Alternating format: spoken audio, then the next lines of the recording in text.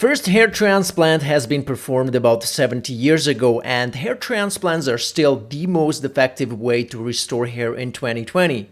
Minoxidil has been FDA approved in 1988, and 32 years later, it's still the most frequently used over-the-counter medication for treating hair loss. And finasteride has been FDA approved in 1997, and 23 years later, it's still the most prescribed medication for treating baldness.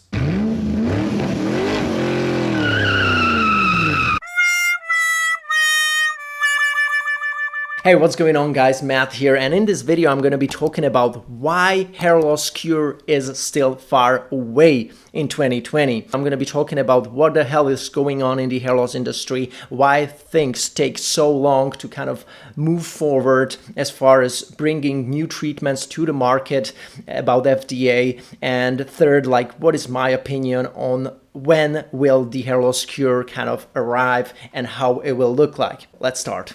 This video has been brought to you by GoFiber. Enter your pictures and win a 1-year supply of GoFiber. It's easy to enter.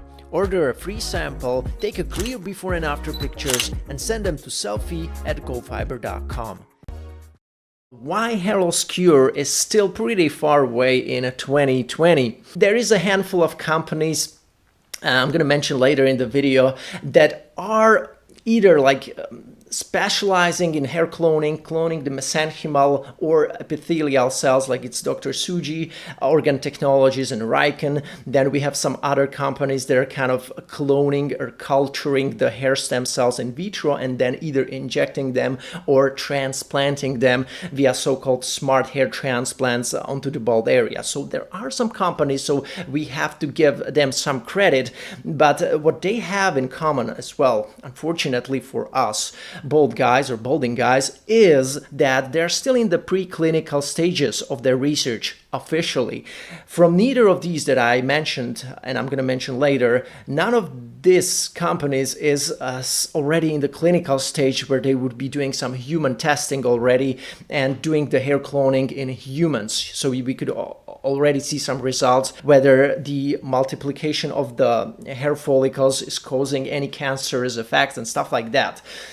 Because they're still in the preclinical stage, it means that they're still optimizing some stuff, like optimizing the delivery method, optimizing the safety profile. Maybe there's still some cancerous negative side effects going on, which can occur when you're trying to clone hair follicles. It has been shown. So these are the things that kind of worry me a little bit, and that just kind of says me that, hey, it's probably going to take a little bit more than we all expected, because it's 2020 and there was no official human trial announced for any hair cloning treatments that I'm aware of. Alright guys, before we come to the next point of me mentioning you some particular hair cloning projects that I think are high potential, let me share with you two main reasons that are responsible for these very slow advancements in the hair loss industry over the last 20 plus years. The reason number one is that since hair loss is not a life-threatening condition, there is not much energy or not much urgency being put onto developing new hair loss treatments, okay? And the reason number two why these hair loss advancements haven't been like super awesome during the last 20 years in the hair loss industry is that FDA, Food and Drug Administration, has a very, very slow process of accepting a new treatment. FDA stays much rather on the safer side and doesn't really approve the treatment that fast, but rather ensures that the treatment is really safe over many rounds of pre-qualification and qualification until the treatment is really, they're sure it's safe, then they will approve it. And what we have nowadays in 2020, it's still just finasteride and minoxidil. These are the treatments that have been like accidentally discovered in the 1990s and then eventually approved by the FDA. Minoxidil in 1998 and finasteride in 1997. And there we go, 20 plus years fast forward, it's 2020, and that's still what we have. It's just finasteride and minoxidil. These are the two FDA-approved medication for treating hair loss. If you go to a pharmacy, to a hair doctor, hair transplant doctor, or dermatologist, and you have hair loss, and you're going to be diagnosed with male pattern hair loss, usually androgenic alopecia, these are the two things that they will either like recommend you or they will give you a prescription for it. Well, so I'm not like entirely critical. There was something that I think was really positive that happened to the hair loss industry, especially in the mid 2020s. It was in 2015-16 when Kyocera started working and developing only treatments for androgen mediated conditions like acne, warts, and even male and female pattern hair loss. And they're working on a product which is going to be a topical anti-androgen or androgen receptor antagonist that is going to be kind of preventing androgen like testosterone and DHT from interacting with the hair follicle. The good thing about this company, Kyocera, is that it's working on different formulations of Breezula, which should be a topical anti-androgen cream. They have some weaker and stronger concentrations from 2.5% to 7.5%, and they're still trying to figure out which one is the best one as far as the efficacy and safety profile. And the good thing is that they have already done like 2 successful human trials, and this could be like finasteride-like anti-androgen cream in terms of efficacy. I mean, it has shown a similar efficacy to finasteride, but with a better safety profile. So if everything goes great, it could be the very first one topical anti-androgen cream or anti-androgen solution that could be approved for treating hair loss or androgenic alopecia, and the third overall anti-hair loss treatment that could be approved by the FDA if everything goes great, by the way. It should be in 2022. Sadly, it also came a bit late because we already knew in the 90s that anti-androgens should be kind of pursued more as far as, you know, bringing the hair loss research forward, but they didn't do anything besides one company called RIKEN, which started working on developing RU58841 and wanted to make it like commercial, but unfortunately something happened there. But we can like discuss whether it was because the low efficacy of RU, or there were some other things like other interests from other companies like Merck, which is a huge company distributing Propecia, and they did not want to compete with RU58841. That's why they had to shut down. The research has been like interrupted out of the sudden. So that's what usually happens, or they didn't get any investments for another trial because somebody told not to invest in the company or whatever. Okay, so this is the mysterious part about the RU58841, but who knows, maybe Breezula is going to be exactly what RU could have already been in the 1990s. Alright guys, now let's come to the actual hair loss treatments or hair cloning projects that are either like in the mid potential bucket or high potential bucket, and I split it on these 2 buckets because the mid potential bucket means that the treatments may be not as permanent and they're injectable treatments. That means that they're like PRP and you need to keep getting new injections to maintain your result.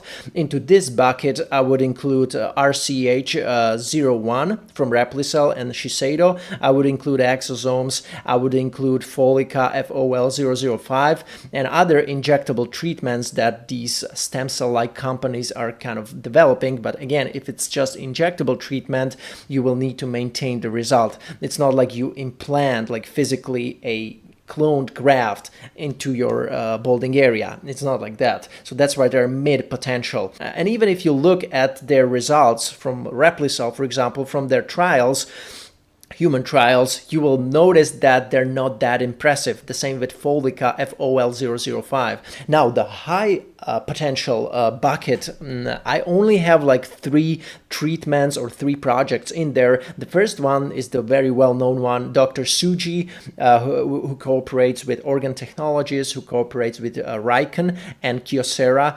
They're developing devices for this hair cloning project that he has. His human trials should have started in 2019. I have no idea if they started or not. It should have been, commercialized in 2020, originally 2021, maybe right now. We don't know because of the COVID. I don't know how these trials maybe are going on or not. The delivery of the cloned follicles will be done via implantation by Stemson Therapeutics and TissUse. These are two another hair loss cloning or hair cloning projects that I have in my high potential bucket, because there are actually cloning the follicles or kind of culturing them in vitro, all the hair stem cells, and then they will be implanted physically. So this is something that I consider to be high potential, because you can really control the delivery of the grafts. Okay, it's like with a hair transplant. You cannot graft way too many grafts on the square centimeter, because you can cause necrosis. There's not going to be enough blood supply and the grafts are going to die out. It has to be controlled. Even if you clone the hairs, in my opinion, the delivery has to be controlled. And the best way how to control the delivery of the cloned hair is going to be via implantation. You know, you have to mark your recipient sites, and you have to know whether you should do 50 grafts per square centimeter or 40 or 60. How is the blood supply and stuff like that. On the other hand, if you are just doing injections, you have no idea how will it directly control the outcome of the hair growth. You have no idea how to do it with injectable treatments. That's why I have put all these three in my high potential bucket, because I believe that they are much more likely to deliver like really good result. You have much better control of the result with these treatments as opposed to with Replicel's RCH01 or Folica. Unfortunately, what all of these projects in my high potential bucket have also in common is that there is no official human trial which has been already conducted. Maybe it was by Dr. Tsuji, but there is no confirmation, so we don't know. So that's the disadvantage. They're still in the preclinical stage. They're still probably trying to find out the best safety profile, and this can be a really long stage. For example, by Dr. Tsuji, it's been taking since 2011 until now practically. So it's been like a decade only in the preclinical stage. And the biggest question mark that I see with all these hair cloning treatments, even if they're able to clone the hair and only take 30 grafts from the donor and make 10,000 from them, how is the delivery going to be? And if you deliver it via hair transplantation, that's great. That's you have me almost. But then how the implanted hair, which has been cloned, how will it behave? Will it, start miniaturizing because of the environment of the scalp, because there is overexpression of 5-alpha reductase? Will it have an impact on that, or will it be resistant to it as the donor hair? Will be different. What are the variables? What are these small things in there? This is something that I'm really curious, and that's something that all of these companies in Japan have been very vague about. They're not being very transparent about, and there is not much information on that. So that's why I'm skeptical here, and I'm still waiting, and I don't think it's gonna happen anytime soon that there's gonna be a hair cloning treatments which is gonna be also like very well controlled of the implantation part.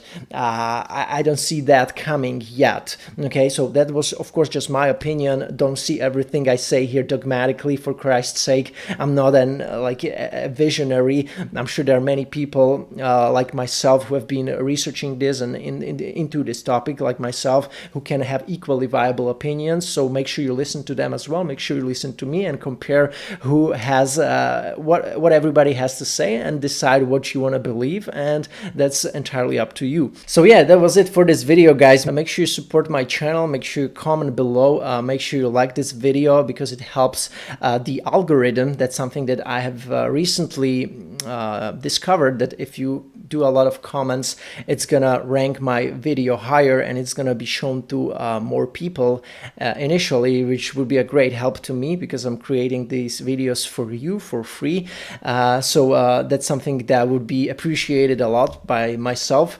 And of course, for all you guys who are interested in a hair transplant, you don't want to wait for the ultimate hair loss cure in the future, who knows when, but you want to handle your hair loss situation right now, make sure you apply for a hair transplant strategy session with me on www.mattdominance.com/mentoring, and I will get you started. As somebody who has already done 2 hair transplants and has done extensive research on this topic and helped more than 1,000 guys find the right hair transplant doctor, hair transplant clinic, and set them up the right way on their hair transplant research. That was it for me for this video, guys. It was a pleasure. Thank you so much much for watching and talk to you soon. If you want to avoid getting an unsuccessful hair transplant, find out about what are the real and subtle details you really need to pay attention to before you get a hair transplant. You want me to assist you during your hair transplant research and provide you with the best possible hair transplant clinic recommendations right away, then make sure you apply for a one-on-one call with me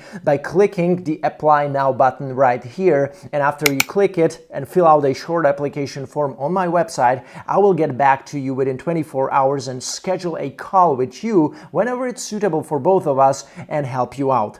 And I'm going to pack everything you need to know before your hair transplant into one single call because I don't want to waste your time. I just want to make sure that you get the best hair transplant result possible.